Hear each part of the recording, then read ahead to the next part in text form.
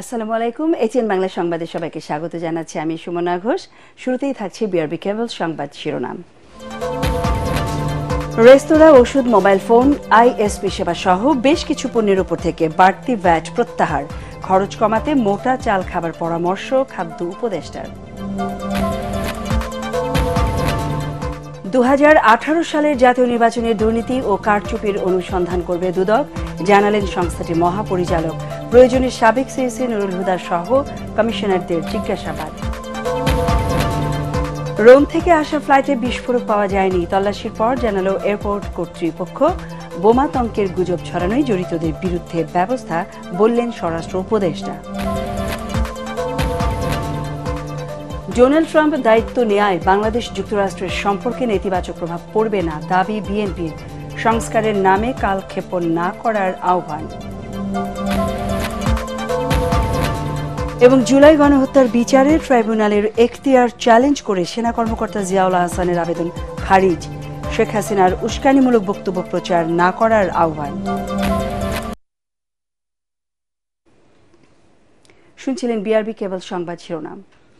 এবারে বিস্তারিত সংবাদ। ভ্যাট বাড়ানো 2 সপ্তাহের মধ্যে কিছু পণ্য সেবায় ভ্যাট ও সম্পূরক শুল্ক কমালো জাতীয় রাজস্ব বোর্ড এনবিআর। এই তালিকায় রয়েছে ফোন সেবা, রেস্তোরাঁ, নিজস্ব ব্র্যান্ডের পোশাক, মিষ্টি, নন এসি হোটেল, ওয়ার্কশপ সহ আরও বেশ কয়েকটি পণ্য। এই সংক্রান্ত 4টি প্রজ্ঞাপন জারি করেছে এনবিআর। এনবিআর-এর পাঠানো বিজ্ঞপ্তিতে বলা হয়, এতে এসব পণ্য ও সেবার দাম বাড়বে না। তরিক ইসলামের রিপোর্ট। এ মাসে 9 জানুয়ারি বেশ কিছু পণ্য ও সেবার ভ্যাট, সম্পূরক শুল্ক ও আবগারি শুল্কের হার পুনর্নির্ধারণ করে জাতীয় রাজস্ব বোর্ড এনবিআর, যা নিয়ে ক্ষোভ জানান ব্যবসায়ী প্রতিনিধিরা। বিভিন্ন পেশাজীবী সংগঠন, সুশীল সমাজ এবং অংশীজনের অনুরোধে বৃহত্তর স্বার্থে বর্ধিত ভ্যাটের হার ও শুল্ক প্রত্যাহার করে 4টি নতুন প্রজ্ঞাপন জারি করেছে জাতীয় রাজস্ব বোর্ড।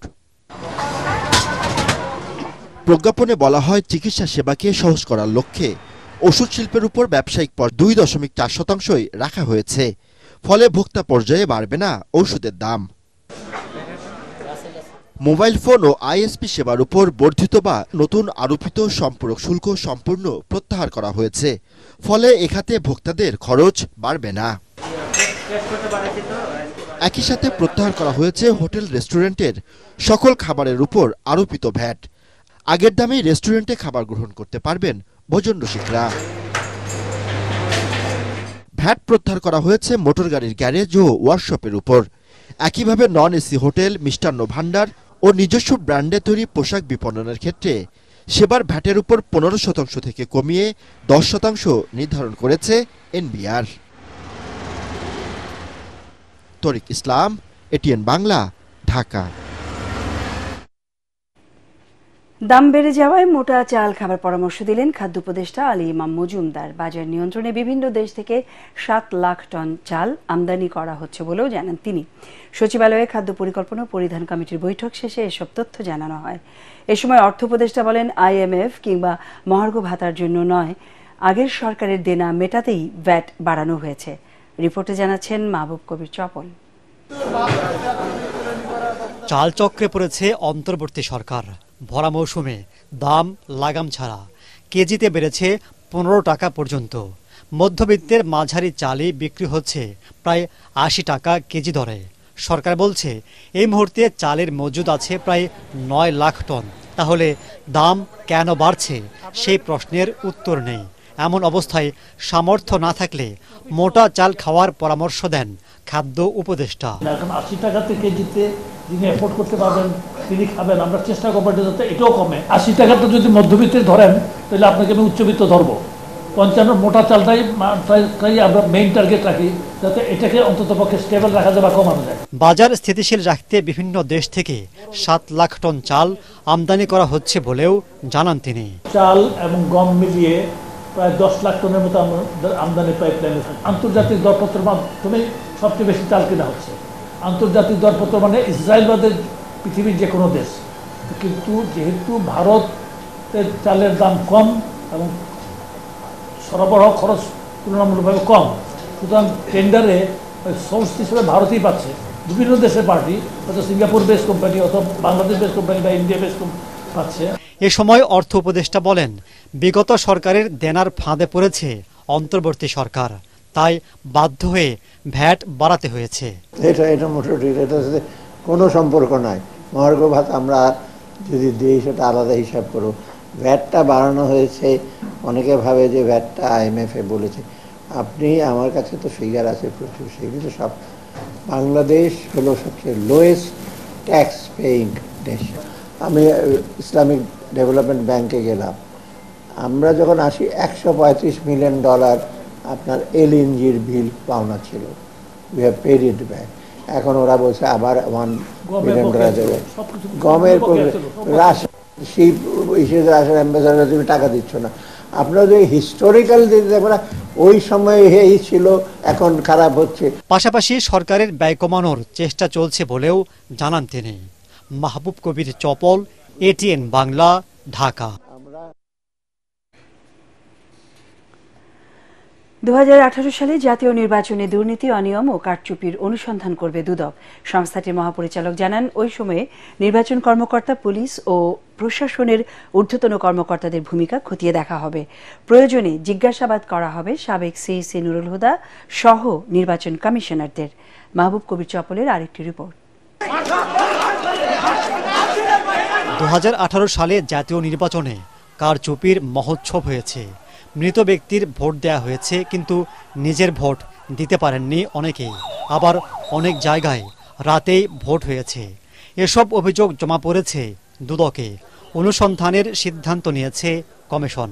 2018 সনে একাদশ জাতীয় সংসদ নির্বাচনে ক্ষমতার অপব্যবহার, অপরাধমূলক অসদাচরণ, জালিয়াতি, দিনের ভোট রাতে করা এবং আর্থিক লেনদেনের মাধ্যমে সংসদ সদস্য নির্বাচনের প্রক্রিয়ার সাথে প্রশাসন, নির্বাচন কমিশনের সংশ্লিষ্ট কর্মকর্তা, পুলিশ, র্যাব, অন্যান্য আইনশৃঙ্খলা বাহিনীর সদস্য সহ সংশ্লিষ্ট সকলের বিরুদ্ধে অনুসন্ধানের সিদ্ধান্ত গৃহীত হয়েছে। সুষ্ঠু নির্বাচন আয়োজনের ব্যর্থতার মূল দায় পড়ে নির্বাচন কমিশনের উপর। এ কারণে ওই সময়ের প্রধান নির্বাচন কমিশনার KM নুরুল হুদা সহ অন্য কমিশনারদের জিজ্ঞাসাবাদ করতে পারে দুদক।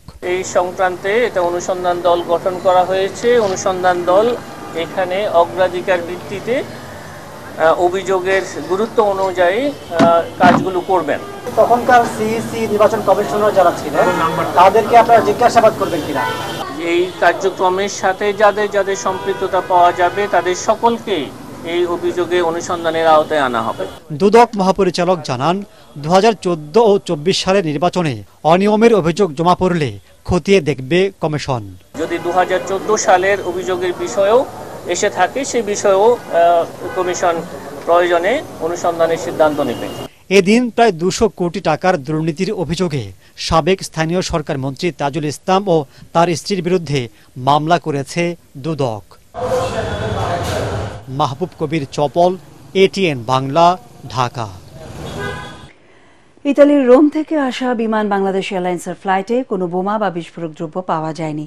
বেসামরিক বিমান চলাচল কর্তৃপক্ষের চেয়ারম্যান এয়ার ভাইস মার্শাল মঞ্জুর কবির ভূঁইয়া সংবাদ সম্মেলনে জানান, পাকিস্তানি হোয়াটসঅ্যাপ নাম্বার থেকে বোমার বিষয়ে মেসেজ পাওয়ার পর বিমানবন্দরে নিরাপত্তা জোরদার করা হয়। প্রাথমিক অবস্থায় বিজনেস ক্লাসের 2টি ব্যাগেজকে সন্দেহ করা হয়েছিল বলেও জানান তিনি। মনির হোসেন তোপর রিপোর্ট। হযরত শাহজালাল আন্তর্জাতিক বিমানবন্দরের কন্ট্রোল রুমে বুধবার ভোর 4টার দিকে পাকিস্তানি একটি নাম্বার থেকে বোমার বিষয়ে তথ্য পাওয়া যায়। মেসেজে উল্লেখ করা হয়, বিমান বাংলাদেশ এয়ারলাইন্সের BG356 ফ্লাইটে 2 যাত্রীর ব্যাগে বোমা রয়েছে। ওই নাম্বারে একাধিকবার যোগাযোগ করেও আর কোনো তথ্য পাওয়া যায়নি। তাৎক্ষণিকভাবে বিমানবন্দরের ইমার্জেন্সি অপারেশন সেন্টার টিম যাত্রীদের নিরাপত্তায় কাজ শুরু করে। টার্মিনাল 2 এর সামনে বোমা আতঙ্কের খবরে যাত্রীদের স্বজনরা অপেক্ষা করছিলেন। কি যে একটা অবস্থায় আছি, অপেক্ষা করতেছি, এখন পর্যন্ত বের হয়নি। বললো যে ভাই কি জানি একটা সমস্যা হয়েছে, হয়তো দেরি হবে, আমরা নিরাপদ জায়গায় আছি, তো টেনশন করেন না। আকাশে কয়েকবার ঘুরে ফ্লাইটটি সকাল 9টা 20 মিনিটে অবতরণ করে। বিমানটিকে নিরাপত্তা বেষ্টনীতে ঘিরে ফেলে আইন শৃঙ্খলা রক্ষাকারী বাহিনী। হ্যান্ড লাগেজ রেখে দ্রুত 250 যাত্রী ও কেবিন ক্রুদের নামানো হয়। যাত্রীদের টার্মিনালে রেখে বিমানের ভেতরে তল্লাশি চালায় বোমা নিষ্ক্রিয় ইউনিট সহ যৌথ বাহিনী। প্রায় 4 ঘন্টা অপেক্ষার পর যাত্রীরা বিমানবন্দর থেকে লাগেজ নিয়ে বের হতে পারেন। বোম ছিল না, সাম ইলেকট্রনিক্স ডিভাইস ছিল যেটা সাসপেক্টেড। যে অবস্থায় ওই চেক ইন মানে অবস্থা আমরা অনেক আমাদের অনেক অসুস্থ হয়ে গেছে। সংবাদ সম্মেলনে জানানো হয় হুমকি পাওয়া ফ্লাইটে কিছুই পাওয়া যায়নি। উনি বলেছেন যে এই ধরনের টাইপের একটা ব্যাগ, তো আমরা এই ধরনের যত ব্যাগ আছে প্যালেটের ভিতরে যত আছে সব খুলে আমরা A to Z thoroughly check করে এক্সরে করে স্ক্যানিং করে দেখেছি। এর ভিতরে বললাম যে 2টাকে আমরা সন্দেহজনক পেয়েছিলাম, স্ক্যানিং এ ওটা আবার থরো চেক করে বের করে সবকিছু দেখা হয়েছে, ইট ইজ ওকে। এই বোমা হুমকির আড়ালে অন্য কোনো নাশকতার ফাঁদ পেতেছিল কিনা দুষ্কৃতিকারীরা, সেজন্য পুরো বিমানবন্দরে বাড়তি নিরাপত্তা ব্যবস্থা জোরদার করা হয় বলে জানান তিনি। যে আমাদের দৃষ্টি সরানোর জন্য একটা প্রজেক্টে আমরা ব্যস্ত হয়ে গেলাম, সো এদিক দিয়ে অন্য কোনো ঝামেলা হচ্ছে, so we were even careful in the airport. Alert জারি করেছিলাম যে প্রত্যেকটা লাগেজ প্রত্যেকটা জিনিস কিন্তু এয়ারপোর্টে থরলি চেক করা হবে। নামহীন এই অপারেশনে কোনো ছন্দপতন হয়নি বলেও দাবি করে বেসামরিক বিমান চলাচল কর্তৃপক্ষ। আমরা অপারেশনের নাম দেওয়ার সময় পাই নাই। মনির হোসেন তপু, ATN বাংলা, ঢাকা। যারা বোমাতঙ্ক ছড়িয়েছে তাদের শনাক্ত করে আইনের আওতায় আনা হবে বলে জানিয়েছেন স্বরাষ্ট্র উপদেষ্টা অবসরপ্রাপ্ত লেফটেন্যান্ট জেনারেল জাহাঙ্গীর আলম চৌধুরী। মিথ্যা সংবাদ ঠেকাতে গণমাধ্যমের দায়িত্বশীল ভূমিকা প্রত্যাশা করেন তিনি। বিকেলে রাজধানীর খামারবাড়িতে কৃষি তথ্য সার্ভিস কর্মকর্তাদের সাথে মতবিনিময় শেষে সাংবাদিকদের প্রশ্নের জবাবে এসব কথা বলেন কৃষি ও স্বরাষ্ট্র উপদেষ্টা। তিনি বলেন, দুর্নীতি প্রতিরোধে পুলিশের পোশাক পরিবর্তনের চেয়ে মানসিকতার পরিবর্তন জরুরি। এরকম তো মিথ্যা সংবাদ আগে দেখলো মিথ্যা সংবাদ, এই জন্য আপনারা বলছেন আপনারা কারেক্ট সংবাদ দিবেন এবং আমরা সাথে সাথে অ্যাকশন নিব।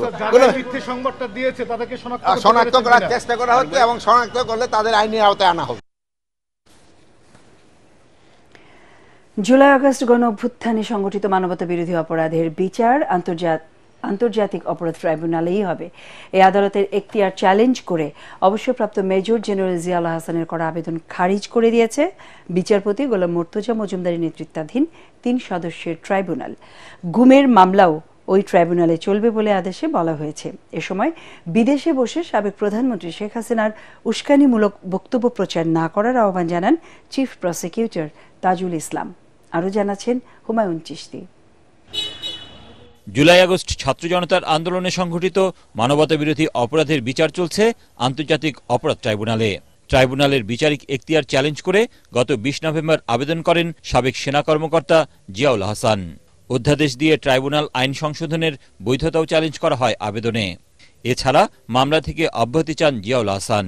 সুপ্রিম কোর্টে যাওয়ার পরামর্শ দিয়ে বুধবার আবেদনটি খারিজ করে দেন ট্রাইব্যুনাল।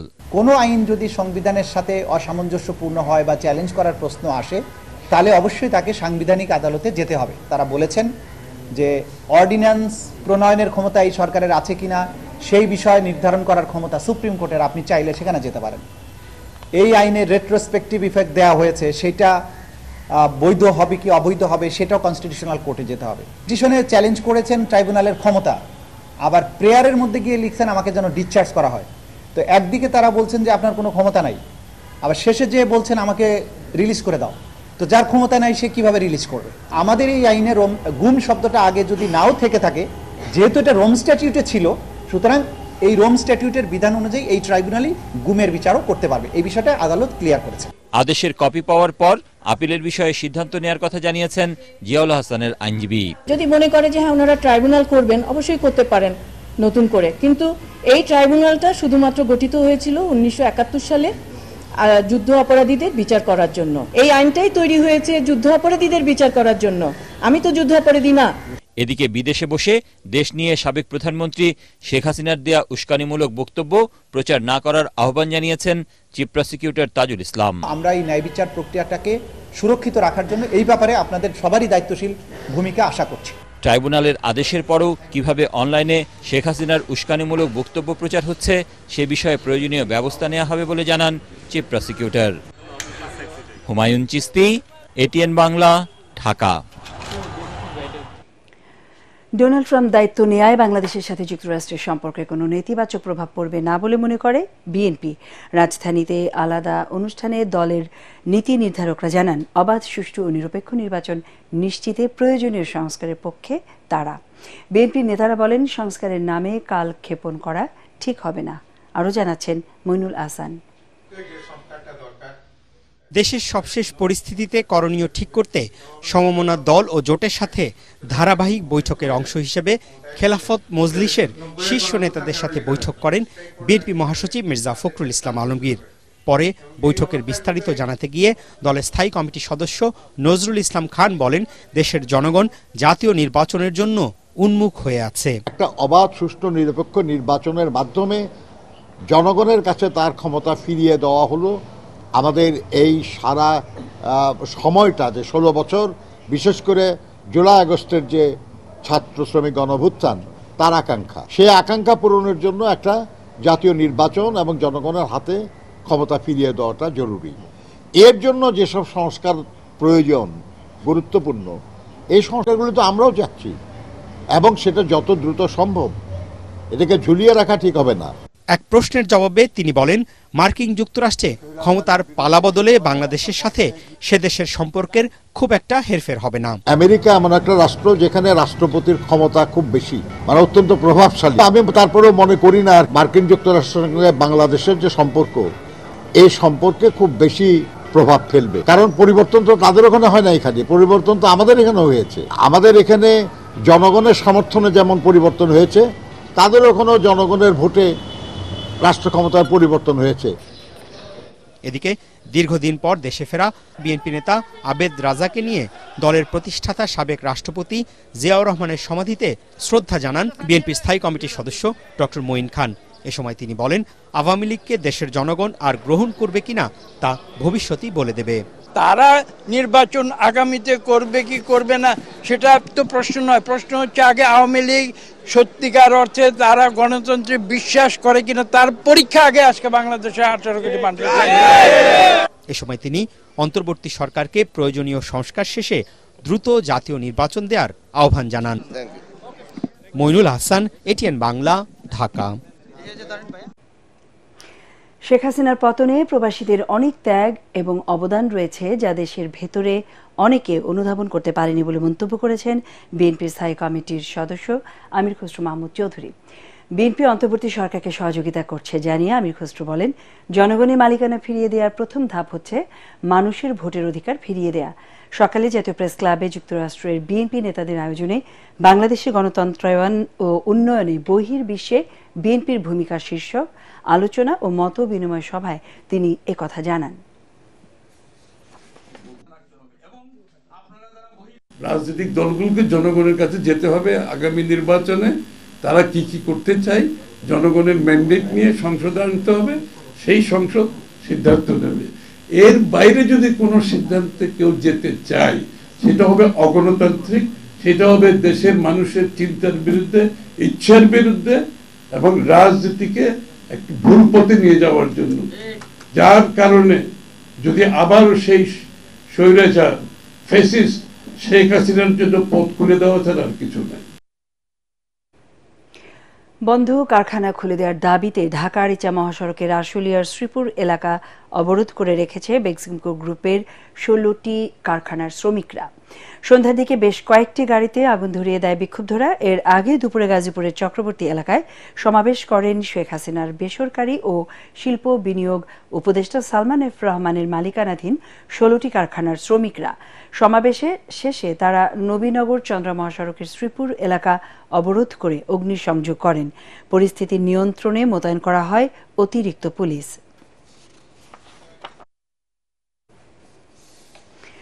আগামী মার্চের মধ্যে 18,000 কর্মীকে মালয়েশিয়া পাঠানোর আশ্বাস দিয়েছে প্রবাসী কল্যাণ মন্ত্রণালয়। একই সাথে রিক্রুটিং এজেন্সিগুলোকে তাদের টাকা ফেরত দেওয়ার নির্দেশ দেওয়া হয়েছে। এর আগে সকালে রাজধানী কারওয়ান বাজারের সার্কফোয়ারা মোড়ে অবস্থান নেন বিদেশগামী কর্মীরা। সেখানে পুলিশের বাধায় মিছিল নিয়ে অবস্থান নেন প্রবাসী কল্যাণ মন্ত্রণালয়ের সামনে। পরে প্রবাসী মন্ত্রণালয় তাদের দাবি মেনে নেওয়ার আশ্বাস দেয়। আরও জানাচ্ছেন ঐশী গোস্বামী প্রমা। 31 মে কলিং ভিসায় মালয়েশিয়া যেতে না পারা 18,000 কর্মীদের মহাসমাবেশ ও অবস্থান কর্মসূচি শীর্ষক ব্যানারে সকাল থেকেই রাজধানীর কারণ বাজার সড়কে অবস্থান নেন মালয়েশিয়া যেতে না পারা কর্মীরা। এ সময় ব্যস্ততম এ সড়ক আটকে বিক্ষোভ করায় পুরো এলাকায় তীব্র যানজটের সৃষ্টি হয়। এক পর্যায়ে পুলিশ তাদের সড়ক থেকে সরিয়ে দেন। আন্দোলনকারী বিদেশগামী কর্মীদের দাবি, টাকা দিয়েও নির্দিষ্ট সময়ের মধ্যে তারা মালয়েশিয়া যেতে পারেননি, এমনকি রিক্রুটিং এজেন্সির কাছ থেকে অর্থ ফেরত পাননি তারা। জুলাই আন্দোলনের সময় যেরকম রেমিটেন্স শাটডাউন দিয়ে আমরা জুলাই আন্দোলনের সাথে ছিলাম, তাই আমরা সেটা দিতে বাধ্য হব যদি আজকে আমাদেরকে কোনো হামলা করা হয়। 2024 31 মে থেকে এ পর্যন্ত আমাদের খালি ডেট দিতেছে, কিন্তু কোনো কার্যক্রম হচ্ছে না। মালয়েশিয়াতে না নিয়ে গেলে এ দাফনের কাপড় এটাই শেষ নয়। আমার টাকা ফেরত না দিলে সিন্ডিকেট ভেঙে আগামী মাসেই তাদের মালয়েশিয়া পাঠানোর ব্যবস্থা নিতে অন্তর্বর্তী সরকারের প্রতি দাবি জানান আন্দোলনকারীরা।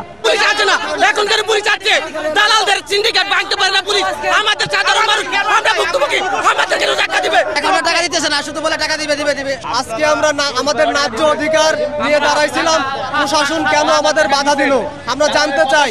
আমরা কি আবার ফ্যাসিস্ট আওয়ামী লীগ সরকারে ফিরে যাচ্ছি? পরে আন্দোলনকারীরা প্রবাসী কল্যাণ মন্ত্রণালয়ের সামনে অবস্থান নিলে আগামী মার্চের মধ্যেই তাদের মালয়েশিয়ায় পাঠানোর আশ্বাস দেন প্রবাসী কল্যাণ সচিব। সেই সাথে রিক্রুটিং এজেন্সিগুলোকে টাকা ফেরত দেওয়ার নির্দেশ দেন তিনি। কিন্তু আমাদের পক্ষে ঐশী গোস্বামী প্রমা, ATN বাংলা, ঢাকা। ইন্টার্নশিপ ভাতা ও কোর্স কারিকুলাম সংশোধন সহ 4 দফা দাবিতে শাহবাগ মোড়ে অবরোধ করে ম্যাথস শিক্ষার্থী ঐক্য পরিষদ। প্রথমে কারণ বাজারে বিক্ষোভ করার পর দুপুরে শাহবাগে অবরোধ করে বিক্ষোভ করে তারা, ফলে বন্ধ হয়ে যায় ওই এলাকার যান চলাচল। এতে দীর্ঘ যানজটের সৃষ্টি হয়, যার জন্য চরম ভোগান্তিতে পড়ে নগরবাসী। এ সময় শিক্ষার্থীরা বলেন, এর আগেও একই দাবিতে একাধিকবার আন্দোলন করলেও কোনো ফল পায়নি তারা, তাই এবার দাবি আদায় না হওয়া পর্যন্ত রাজপথ না ছাড়ার কথাও বলেন শিক্ষার্থীরা। পরে স্বাস্থ্য মন্ত্রণালয়ের আশ্বাসে সন্ধ্যা 7টার দিকে অবরোধ তুলে নেয় আন্দোলনকারীরা।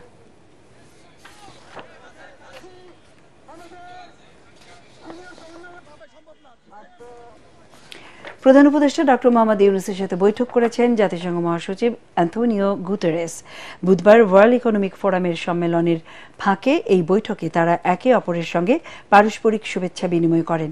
এর আগে প্রধান উপদেষ্টা ডক্টর মোহাম্মদ ইউনূসকে সংযুক্ত আরব আমিরাতে অনুষ্ঠিত ওয়ার্ল্ড গভর্নমেন্ট সামিটে যোগ দেওয়ার আমন্ত্রণ সংযুক্ত আরব আমিরাতের দুবাই কালচার অ্যান্ড আর্টস অথরিটির চেয়ারপারসন শেখ লতিফা বিনতে মোহাম্মদ বিন রশিদ আল মাকতুম প্রধান উপদেষ্টার সঙ্গে বৈঠকে মিলিত হয়ে এই আমন্ত্রণ জানান। 11 থেকে 13 ফেব্রুয়ারি দুবাইয়ে এই সামিট অনুষ্ঠিত হওয়ার কথা রয়েছে। এছাড়া আসিয়ান নেতাদের সাথে আয়োজিত এক বৈঠকে প্রফেসর ইউনূস অর্থনীতির উন্নতির জন্য তরুণদের সামনে নিয়ে আসার প্রতি গুরুত্ব আরোপ করেন। এর আগে এক সাইডলাইন বৈঠকে জার্মান চ্যান্সেলর ওলাফ শালৎজের সাথে মিলিত হন প্রধান উপদেষ্টা ডক্টর মোহাম্মদ ইউনূস। এতে গণতান্ত্রিক উত্তরণে জার্মানি বাংলাদেশের অন্তর্বর্তী সরকারকে সর্বাত্মক সহায়তা দেবে বলে জানান চ্যান্সেলর।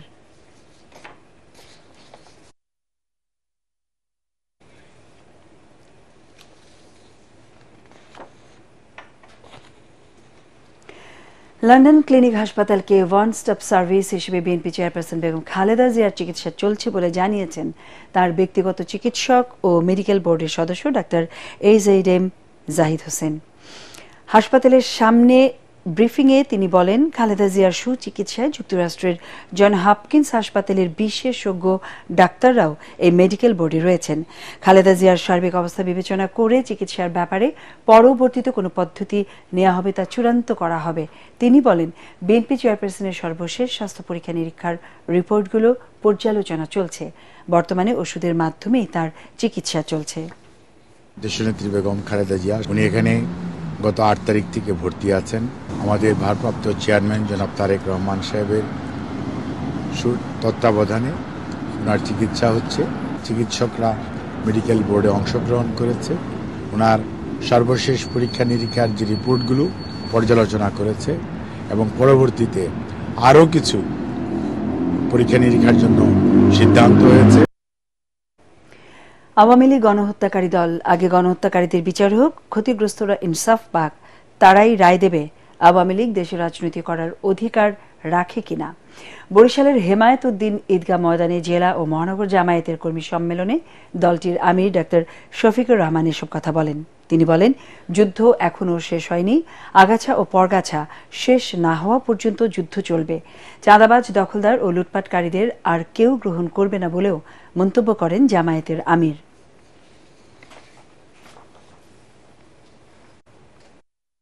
আমরা বলি আগে গণহত্যার বিচারটা হোক,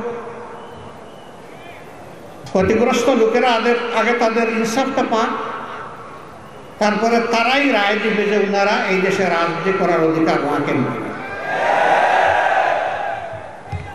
রাজনীতির নাম যদি গণহত্যা হয় তাহলে এমন দল বাংলাদেশের জনগণ বরদাস্ত করবে না।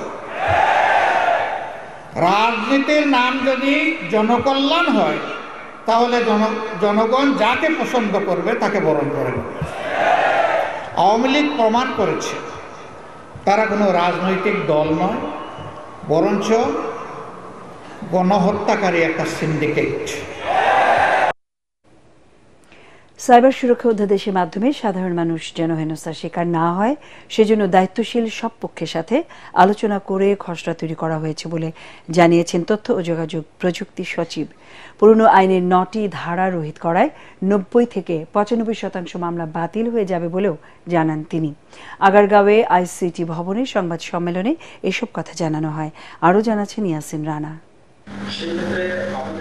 সাইবার সুরক্ষা অধ্যাদেশ 2025 খসড়া নিয়ে প্রেস ব্রিফিং এর আয়োজন করে তথ্য ও যোগাযোগ প্রযুক্তি মন্ত্রণালয়। গত নভেম্বরে সাইবার সুরক্ষা আইন বাতিল করে অন্তর্বর্তী সরকার। এরপর নতুন অধ্যাদেশ তৈরির কাজ শুরু হয়। অধ্যাদেশের খসড়ার খুঁটিনাটি বিষয়ে বিস্তারিত তুলে ধরা হয় ব্রিফিংয়ে। এতে মন্ত্রণালয়ের পলিসি অ্যাডভাইজার বলেন, অধ্যাদেশে বিতর্কিত 9টি ধারা বাতিল করা হয়েছে।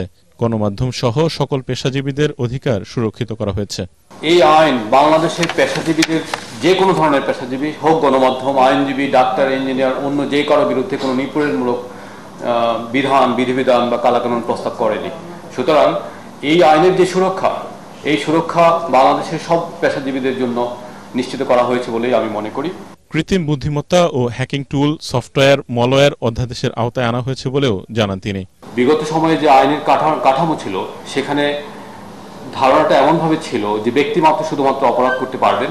আমরা এই আইনে কৃত্রিম বুদ্ধিমত্তা, machine learning, large language model, বিভিন্ন সফটওয়্যার টুল এবং ম্যালওয়্যার এজেন্সি ভবিষ্যতে কিভাবে সাইবার স্পেসে আক্রমণ এবং হ্যাকিং করতে পারে সেই বিষয়গুলোকে আমরা সামনে নিয়ে এসেছি। জনসাধারণ যেন নিগ্রহের শিকার না হয় সেভাবে অধ্যাদেশ তৈরি করা হয়েছে বলে জানান তথ্য ও যোগাযোগ প্রযুক্তি বিভাগের সচিব শীষ হায়দার চৌধুরী। এই অধ্যাদেশটিও যাতে কোনোভাবে আগের অধ্যাদেশের আদলে কোনোভাবে মানুষ নিগ্রহের শিকার না হয় সেই বিষয়টি সার্বিকভাবে বিবেচনায় আনা হয়েছে। রাজনৈতিক সংস্কৃতি ও আইন প্রয়োগের চর্চা পরিবর্তন করতে না পারলে আইনের অপপ্রয়োগ রোধ করা কঠিন বলেও মন্তব্য করেন তিনি। ইয়াসিন রানা, এটিএন বাংলা, ঢাকা। পানি সরবরাহে সেবাগ্রহীতা ও সেবা প্রদানকারী সংস্থার মধ্যে দূরত্ব নিরসন করা জরুরি বলে মন্তব্য করেছেন ঢাকা ওয়াসার এমডি ফজলুর রহমান। জনস্বাস্থ্য প্রকৌশল অধিদপ্তরে ওয়াটার ইন্টিগ্রিটি নেটওয়ার্ক আয়োজিত সেমিনারে তিনি এই মন্তব্য করেন। নিরাপদ পানি ব্যবস্থাপনায় নানা অনিয়ম দূর করার পাশাপাশি নাগরিক সমাজকেও সচেতন হবার পরামর্শ দেন তিনি। সেমিনারে এনজিও ফোরামের নির্বাহী পরিচালক SM এ রশিদ বলেন, জনবান্ধব সেবা নিশ্চিত করতে হবে, যেখানে স্বচ্ছতা, জবাবদিহিতা ও অভিযোগ প্রতিকারের ব্যবস্থা থাকবে।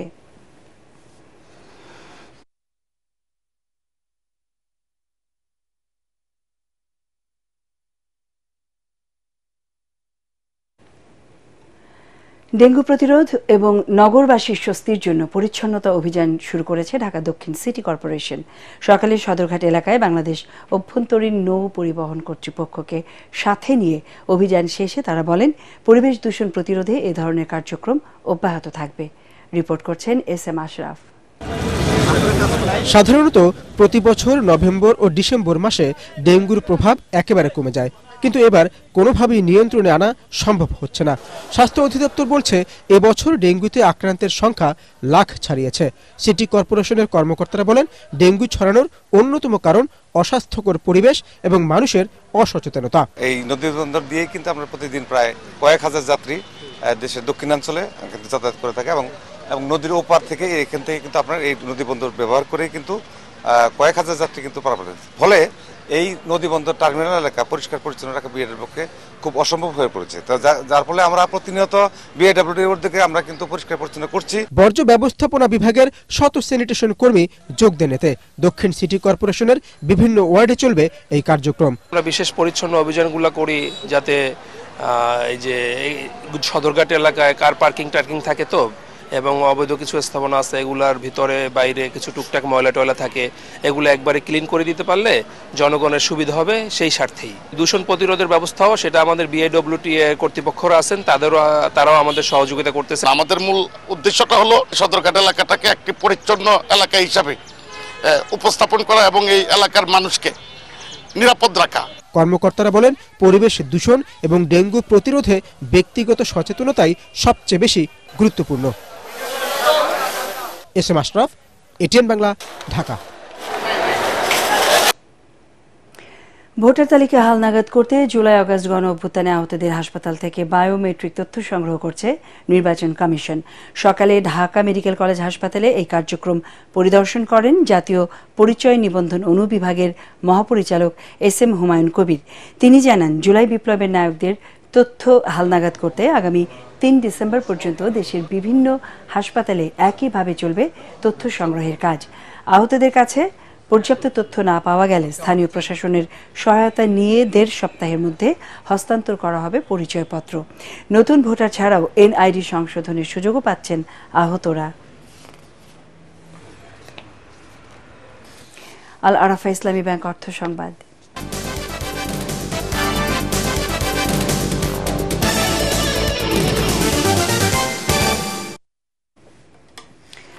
ক্ষুদ্র ও মাঝারি শিল্পে বিনিয়োগ সবচেয়ে বড় চ্যালেঞ্জ বলে মনে করেন ঢাকা চেম্বারের সভাপতি তাসকিন আহমেদ। তিনি জানান, ২০১৯ সালের এসএমই নীতিমালা সংশোধন করতে হবে। কাঠামোগত পরিকল্পনার অভাবে ক্ষুদ্র উদ্যোক্তারা ব্যবসা প্রসারিত করতে পারছেন না।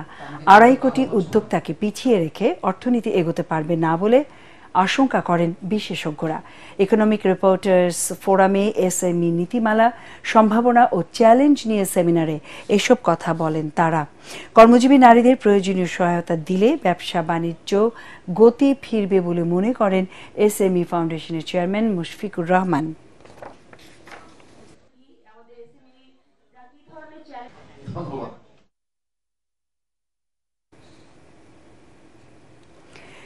এবারে সন্ধানী লাইফ ইন্স্যুরেন্স আন্তর্জাতিক সংবাদ।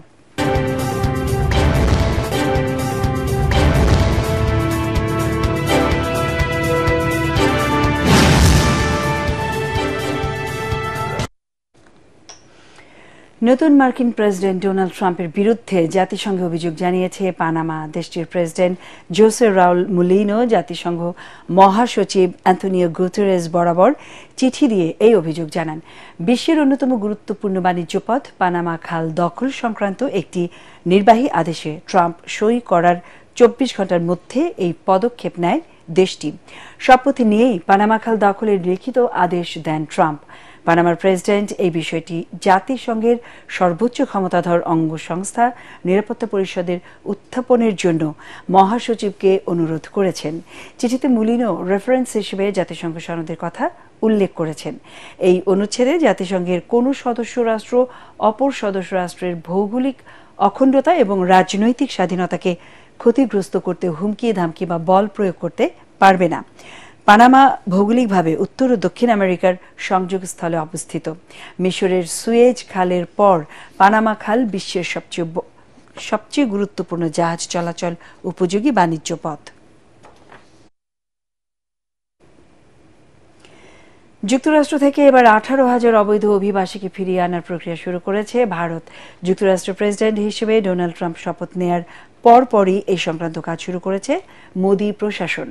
যুক্তরাষ্ট্র গত বছর নভেম্বরে জানিয়েছিল ১৭,৯৪০ জন ভারতীয়কে প্রত্যর্পণ করা হবে। তবে দেশে ফিরিয়ে আনার আগে অবৈধ অভিবাসীদের পরিচয় সম্পর্কে নিশ্চিত হবে ভারত। দুদেশের মধ্যে গোপনে এই নিয়ে আলোচনা চলছে। বৈধ নথি ছাড়া যুক্তরাষ্ট্রে বসবাস করা ভারতীয়দের অধিকাংশই পাঞ্জাব আর গুজরাট থেকে গিয়েছিলেন। এবারে পার্টিক্স খেলার খবর।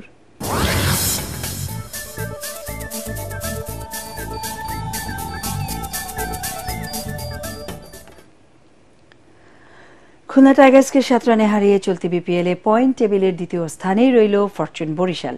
চট্টগ্রামে 168 রানের টার্গেটে নেমে দলের 6 রানেই ইমরুল কায়েসের উইকেট হারায় খুলনা। দ্বিতীয় উইকেটে অধিনায়ক মেহেদী হাসান মিরাজকে নিয়ে 59 এবং চতুর্থ উইকেটে আফিফ হোসেনকে নিয়ে মোহাম্মদ নাইম 55 রান যোগ করে জয়ের সম্ভাবনা জাগিয়ে তোলেন। 59 বলে 77 রান করা নাইমের বিদায়ে তা হয়নি। 6 উইকেটে 160 রানে থামে তারা। এর আগে দলের 1 রানে তামিম ইকবাল ও ডেভিড মালানের উইকেট হারলেও মাহমুদুল্লাহ রিয়াদের 50-তে ঘুরে দাঁড়ায় ফরচুন বরিশাল।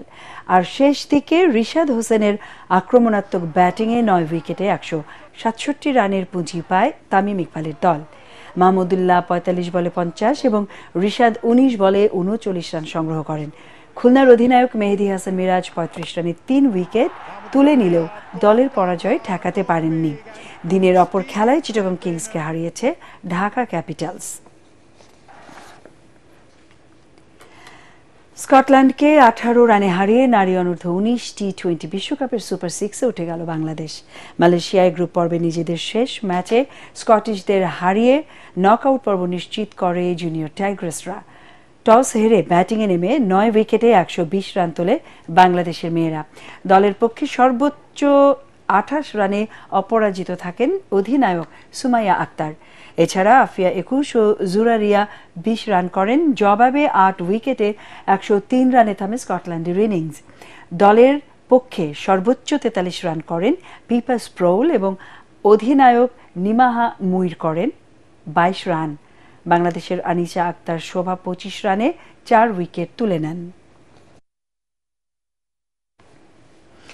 এশিয়ান আর্চারি চ্যাম্পিয়নশিপকে ঘিরে বাংলাদেশে বসছে এশিয়ান অলিম্পিক বিজয়ীদের মিলন মেলা। আগামী নভেম্বর মাসে এশিয়ান আর্চারি চ্যাম্পিয়নশিপকে সামনে রেখে এই মিলন মেলা আয়োজন করবে বাংলাদেশ আর্চারি ফেডারেশন। এই প্রতিযোগিতায় কয়েকটি পদক জয়ের আশাও করছেন ফেডারেশনের সাধারণ সম্পাদক কাজী রাজীব উদ্দিন আহমেদ চপল। পরাগারমানের রিপোর্ট।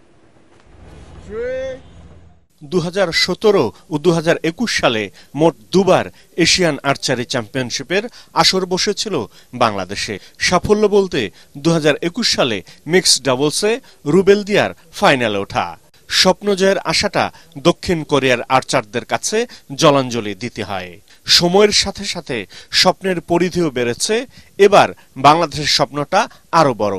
10-15 জন অলিম্পিয়ানের মিলন মেলায় বেশ কয়েকটি পদক জয়ের আশা বাংলাদেশ আর্চারি ফেডারেশনের সাধারণ সম্পাদক কাজী রাজীব উদ্দিন আহমেদ চপলের। আমরা প্রেসার দিই না, তোমরা ভালো খেলো, ভালো খেললে ভালো ফলাফল আসবে।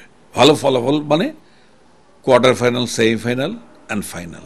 এশিয়ান চ্যাম্পিয়নশিপ ঢাকায় যেটা অনুষ্ঠিত হবে, অলিম্পিকে অংশগ্রহণ করছে 8টা দেশের আর্চাররা আসতেছে এখানে। তার মানে কি, এটা তারার বেলা, বিশ্ব তারার বেলা। রোমান দিয়া জুটি খেলা ছেড়ে বিদেশে পাড়ি দিলেও নতুনদের মধ্যেই সম্ভাবনা খুঁজছেন সাধারণ সম্পাদক।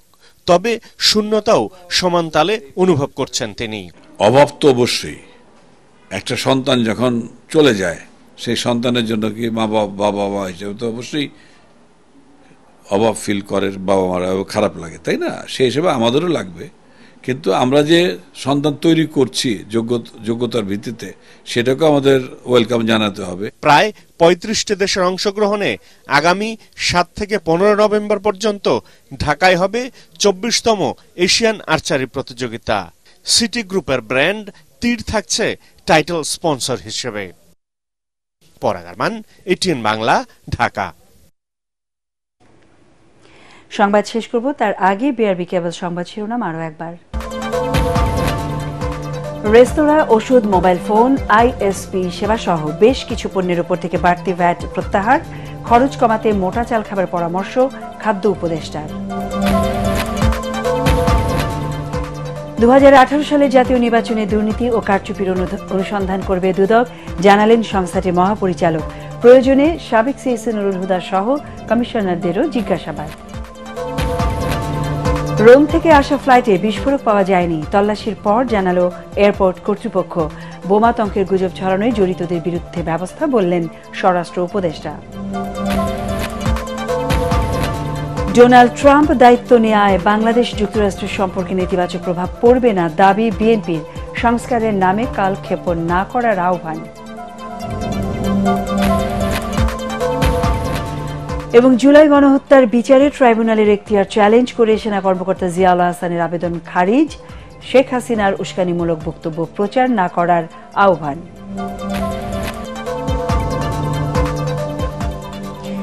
আমাদের পরের সংবাদ দেখার আমন্ত্রণ জানিয়ে এখনকার মতো শেষ করছি এটিএন বাংলা সংবাদ। ইউটিউবে দেখতে ব্রাউজ করুন youtube/ATN Bangla News। ধন্যবাদ।